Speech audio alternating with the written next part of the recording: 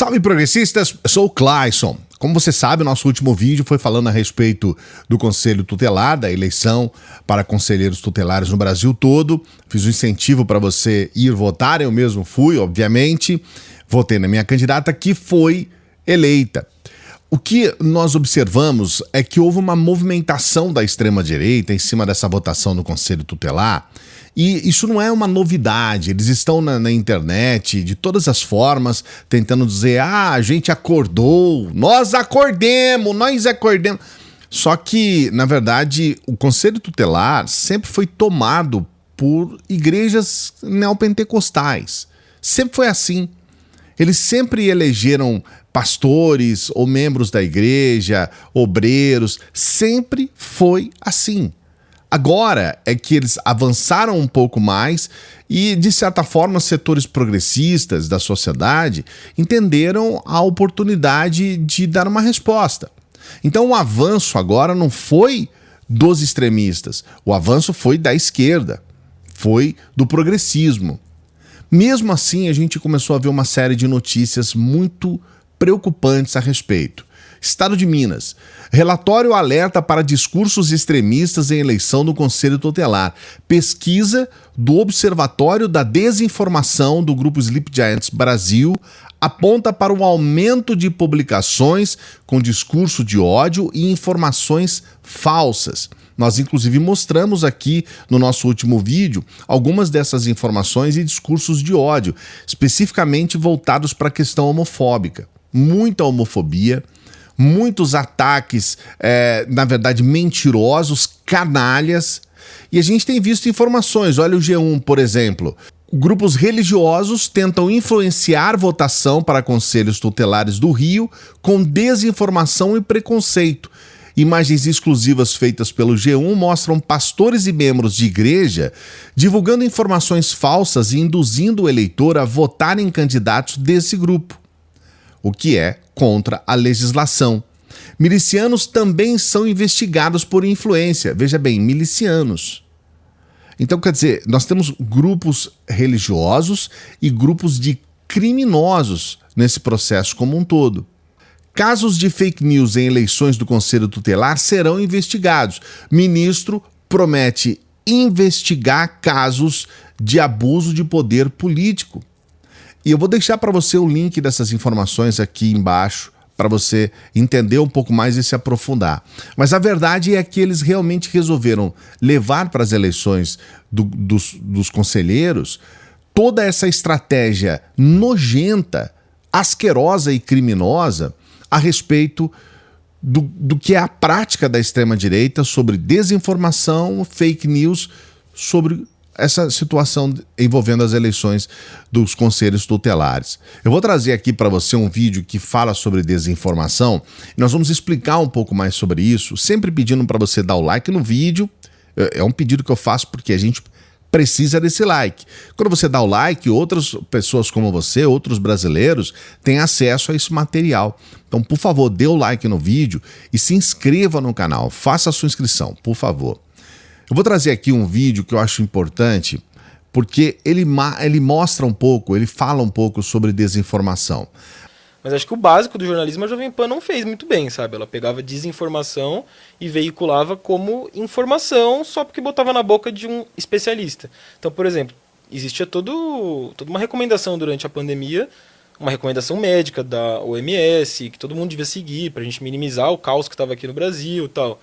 E a Jovem Pan dava voz para médicos, que sei lá por qual interesse, divulgavam informações falsas, sabe? Eu falo isso com a propriedade de quem tem duas avós que se alimentam do discurso na época do governo Bolsonaro, do que ele falava, e da Jovem Pan. Por conta disso, uma dessas avós não tomou vacina da Covid até agora. Ela acredita fielmente. E da onde que ela se informou? Eu sei que ela só se informa pelos discursos do ex-presidente e da Jovem Pan. Então, é ali que ela encontrou embasamento para aquilo. E eu não acredito que o jornalismo é lógico, dependendo do assunto, é muito legal você colocar opiniões diversas, debater, discutir. Mas tem assunto que não é opinião. E aí eu acho que isso a Jovem Pan faz muito, ou fez muito, principalmente durante os 4 anos de Bolsonaro, que era uma estratégia também do Bolsonaro, e acho que a Jovem Pan se sentia talvez validada por isso para também fazer. Ela disfarçava uma desinformação como se fosse uma opinião ali. E tem coisa que não é opinião. Você não pode dar uma opinião médica diferente da opinião que a OMS está dando no meio de uma pandemia, sabe? E ela validava médicos falando isso. A mesma coisa para esse caos político aí que a gente vive, dos atos antidemocráticos do começo do ano. Também, a Jovem Pan dava espaço para muita gente que comentava até de forma fixa ali, que trazia, tem que invadir lá a Brasília e tal, as Forças Armadas têm que intervir, e dava isso como uma opinião. Isso não é opinião, isso é um crime. Não existe opinião errada. Opinião é opinião. Aquilo não é uma opinião, ou não deveria ser. É uma desinformação. Um exemplo prático, tá? Quando você tá lá no bar do Dunha, conversando com o Zé Galinha e com o TT, e você coloca uma desinformação ali, uma fake news, talvez você possa classificar isso como uma opinião, como uma liberdade de expressão que você está exercendo no meio de uma velho barreiro e de um ovo rosa. A questão é que quando você vai para as redes sociais, a desinformação que você está colocando, ela se espalha para pessoas que você não tem a menor ideia de quem são e que você não tem a menor ideia do que podem fazer com aquela desinformação. E aí você pode levar pessoas à morte, inclusive, dependendo da desinformação que você está colocando ali, da fake news. Quando você é um veículo, ele citou o exemplo da Jovem Pan, que tem uma concessão pública. Quando você é um veículo que tem obrigações com a sociedade e você coloca desinformação, você coloca fake news, que tem a possibilidade de matar pessoas, de levar pessoas ao engano, de fazer com que pessoas cometam crimes, como a gente viu no 8 de janeiro, a situação ela degringola. Porque aqui nós temos não apenas um ato criminoso, nós temos muitas vezes uma intenção por trás, que é a intenção de eleger um político canalha. Nós temos, por exemplo, uma informação aqui do Washington Post, que fez uma pesquisa nos Estados Unidos, que afirma que 30 mil afirmações falsas ou enganosas foram proferidas pelo Trump durante o seu mandato na presidência dos Estados Unidos.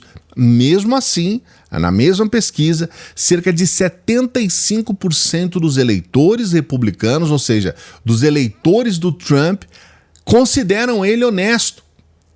Então, nós temos, inclusive, eu estou desenvolvendo um material que eu vou colocar para os membros aqui do canal, explicando o porquê disso. Nós temos, recentemente, uma situação em que o Bolsonaro ficou inelegível exatamente em função dessa situação.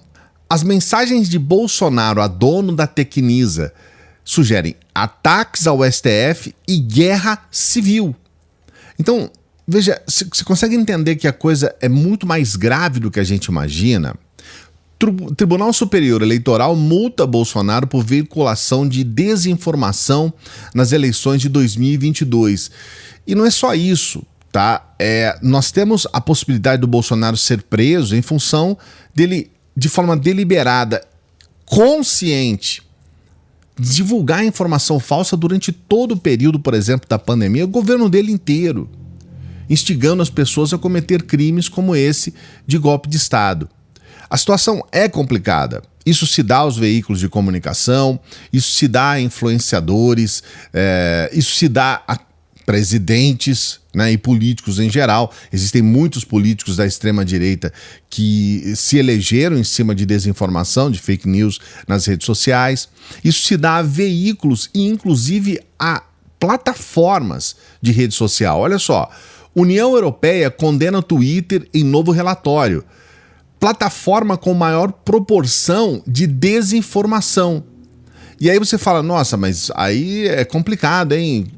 O Twitter é a plataforma com maior proporção de desinformação. Isso parece que não é muito correto. Agora, veja bem, olha essa informação. Elon Musk demite equipe que combatia a desinformação eleitoral. Medida de Elon Musk foi tomada faltando um pouco mais de um ano para a realização das eleições presidenciais dos Estados Unidos. Estamos falando de uma informação de 2 dias atrás, tá? Essa informação aqui é do dia 29 de setembro.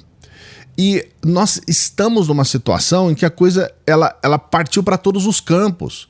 Nós temos aqui um site, por exemplo, que fala sobre cafeicultura, que fala sobre investimentos. Desafio e desinformação, o impacto da especulação na cafeicultura brasileira. Então, aqui nós temos uma reportagem que fala sobre fake news voltada para o campo dos negócios, especificamente aqui na cafeicultura. E você fala, não tem limites para que eles mintam e para que eles manipulem o pensamento, manipulem as pessoas para que eles possam obter ganhos com isso, seja ganho eleitoral, seja o ganho de um holofote nas redes sociais, e aí acaba muita gente, como aconteceu, por exemplo, com veículos anteriores que ganhavam, a própria Jovem Pan, né, ganhava uma fortuna nas redes sociais, seja também com relação a questões financeiras, né? Nessa questão da cafeicultura, eles inventam informações para poder ganhar dinheiro com isso. Então, é uma situação muito grave. Desinformação é crime.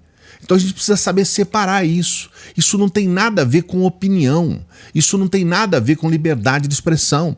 Isso é uma medida consciente de cometimento de crime real que prejudica milhares de pessoas. Espero que você tenha entendido. E aqui eu coloco para você o fato da gente acompanhar o que vai acontecer com relação a essas investigações sobre as campanhas no Brasil todo em relação aos conselhos tutelares. Vamos trazer aqui para você essas informações. Sempre pedindo para você dar o like no vídeo, para você se inscrever no canal. E a gente pede para as pessoas que chegam no final dos vídeos para que ajudem o nosso trabalho. Nós temos pessoas que patrocinam o nosso trabalho. São pessoas exatamente como você, que acompanham o nosso canal todos os dias. Eu quero mandar um abraço aqui para a Luciana, que fez uma doação para a gente no Pix. Quero agradecer pela doação. A gente sempre agradece as pessoas aqui, as pessoas que mandam pra gente essa ajuda. Sua ajuda foi muito importante pra gente, Luciana. E eu peço pra você, se você puder, só se você puder, né? E se você quiser, você nos ajudar também pelo Pix. Qualquer valor, é o valor que você puder, o valor que você quiser. Você não é obrigado, você não é obrigado a nada. É só se você quiser, se você puder. Seja membro também do nosso Apoia-se, membro aqui do nosso canal. São as formas que a gente tem de manter o nosso trabalho. Daqui a pouquinho a gente volta. Boa semana!